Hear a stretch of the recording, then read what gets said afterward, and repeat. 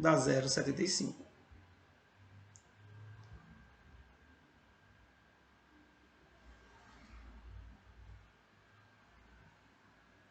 Ou 750 não.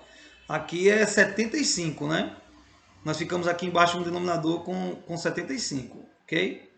Então, 75 dividido por 100, que dá 0,75. Eu falei olhando para cá, mas estamos aí. 0,75 é a divisão de 75 por 100. Sendo assim, galerinha, a nossa alternativa correta é a letra B de Mário, de bonito. Ok? Bom, vamos para a nossa próxima questão.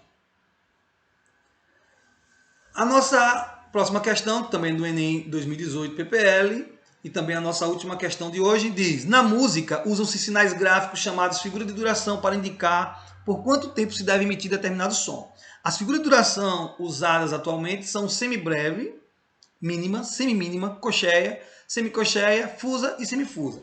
Essas figuras não possuem um valor tempo fixo, elas são proporcionais entre si. A duração de tempo de uma semibreve é equivalente à de duas mínimas. A duração de uma mínima é equivalente à de duas semimínimas. A duração de uma semimínima é equivalente a duas cocheias e assim por diante, seguindo a ordem dada. Considere que a semibreve tem a duração de tempo de uma unidade. Estamos aí, símbolos, né, usados para elas. A sequência que indica a duração de tempo de uma mínima, de uma semimínima, de uma cocheia, de uma semicocheia, de uma fusa e de uma semifusa é. Pessoal, vou retornar aqui. Primeiro, para a gente abordar algumas coisas aqui do nosso texto. Primeiro, nós temos uma sequência, né, de figuras de duração. Agora, nós temos o seguinte, que a semibreve, que é a primeira da sequência, ela equivale a duas mínimas. Ou seja, uma mínima é a metade da semibreve. E assim sucessivamente, considerando a sequência. Essa é a primeira observação. A segunda é que ele considerou a semibreve como sendo uma unidade. Ou seja, como sendo 1. Ok?